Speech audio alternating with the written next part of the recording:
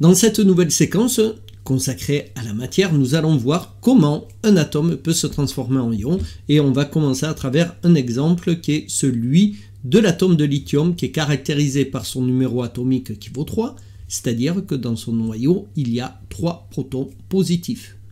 Mais c'est un atome, il est électriquement neutre et possède donc également 3 électrons. La structure électronique de cet atome est un S2, 2 S1. Cependant, cet atome va former très facilement un ion Li+. Alors, Li+, ça veut dire tout simplement qu'il y a un déséquilibre maintenant entre le nombre de charges positives dans le noyau et le nombre d'électrons. Alors, comment cela va-t-il se faire? Eh bien, tout simplement, on ne modifie jamais la structure du noyau. Ce qui peut se passer, c'est comme dans ce cas, c'est que l'atome de lithium va perdre un électron. En perdant cet électron, on voit qu'il y a une charge positive en excès par rapport au nombre d'électrons négatifs. Il devient donc un ion Li+. Faisant ceci, le nombre d'électrons change et donc la structure électronique ou configuration électronique de cet ion va changer et ça va devenir un S2. Deuxième exemple qui est celui de l'oxygène. L'atome d'oxygène, numéro atomique 8, donc 8 protons dans le noyau, mais également 8 électrons pour assurer la neutralité électrique. L'atome d'oxygène, lui, se transforme en ion négatif et en ion O2-. Alors, qu'est-ce qu'un ion O2-? Eh bien, tout simplement, c'est un atome d'oxygène qui va gagner 2 électrons. Il aura donc un total de 10 électrons. Faisant ceci, la structure électronique de l'atome d'oxygène va changer lorsqu'il va devenir un ion oxygène. En effet, il aura 2 électrons de plus. Donc la structure électronique qui pour l'atome d'oxygène était un S2, 2S2, 2P4 va devenir un S2, 2S2, 2P6. En résumé, on peut dire que si un atome perd des électrons, il va devenir un ion positif. C'est ce que l'on appelle un cation. Par exemple, l'ion Fe2+. L'ion Fe2+ est un atome de fer qui a perdu 2 électrons. Au contraire, si un atome gagne des électrons, il va gagner des charges négatives et va donc devenir un ion négatif, ce que l'on appelle un anion. Exemple, l'ion phosphore P3- est un atome de phosphore qui a gagné 3 électrons. La question que l'on peut se poser, c'est pourquoi l'oxygène va-t-il former l'ion O2- et l'atome de lithium Li+. La réponse se trouve dans la règle de l'octet et du duet. Alors, avant de voir cette règle, regardons la classification périodique et plus particulièrement la dernière colonne qui va comporter des éléments que l'on appelle les gaz nobles. Alors ici, j'ai reporté les 3 premiers gaz nobles, l'hélium, le néon, l'argon, leur numéro atomique ainsi que leur structure électronique.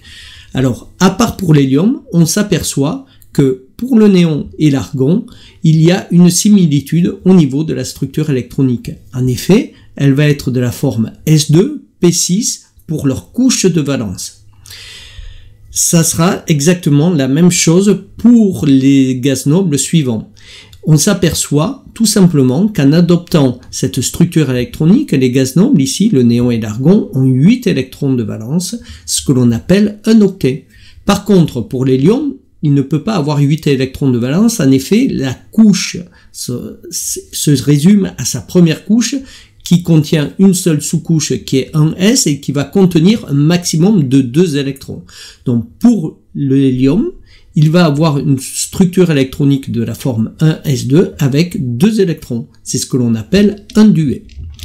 Voici la règle de l'octet et du duet qui stipule que lorsque un atome va former un ion, il va avoir tendance à gagner ou perdre des électrons de façon à avoir la même structure électronique que le gaz noble qui est le plus proche de lui dans la classification périodique. À savoir soit 8 électrons sur sa couche externe, la couche de valence, pour adopter une configuration électronique S2P6, soit 2 électrons si sa couche de valence est la première, c'est-à-dire un S2. Voyons quelques exemples. Le sodium, Na, et le potassium, K. Structure électronique qui peut être déduite donc du numéro atomique 11 et 19, les voici. On s'aperçoit que ces deux atomes possèdent un seul électron de valence. Alors pour arriver à avoir une configuration électronique identique à un gaz noble, il faudrait avoir S2P6. Donc ici, il faudrait soit qu'il gagne 7 électrons, les 6 de la 3P et 1 sur la 3S en plus.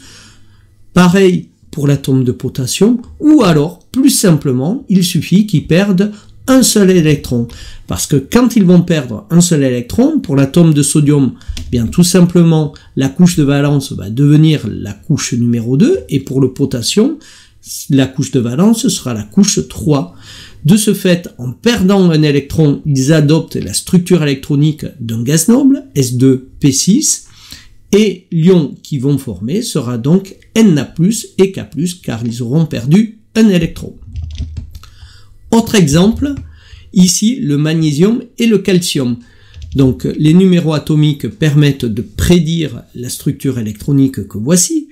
Donc pareil pour ces éléments, on voit que pour satisfaire la règle de l'octet, si la couche de valence devrait être la troisième pour le magnésium, il lui manque 6 électrons.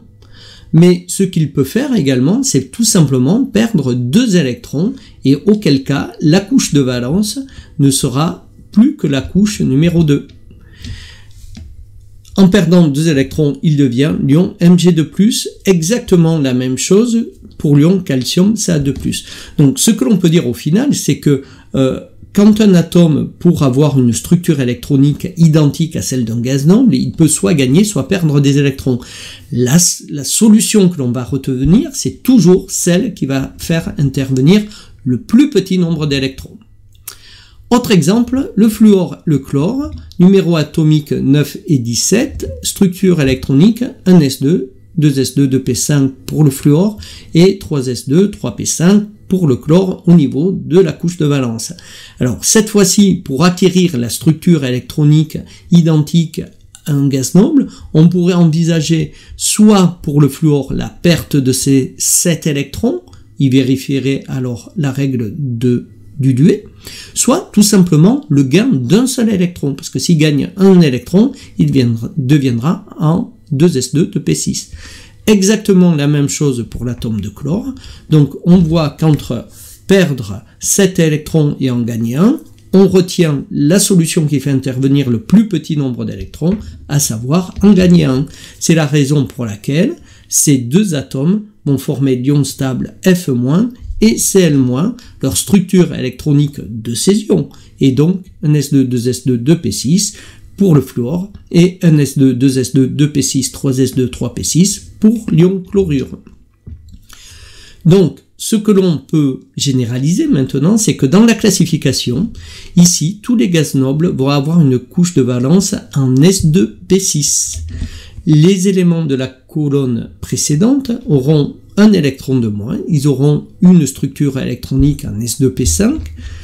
Ici, l'avant-dernière colonne, ça sera en S2p4, et on peut faire exactement la même chose pour cette colonne, la colonne qui débute ici avec l'azote, et pour la première colonne de la classification périodique, où tout simplement, on va trouver pour une couche de valence, la sous-couche ici S avec un électron dans la première colonne et 2 électrons dans la deuxième colonne. C'est la raison pour laquelle ici ces deux premières colonnes, on appelle ça le bloc S, puisqu'en fait les électrons de valence vont se répartir uniquement sous une sous-couche S, alors que ici on va l'appeler le bloc P en vert, puisque les derniers électrons de valence, on va les retrouver dans une sous-couche de type P.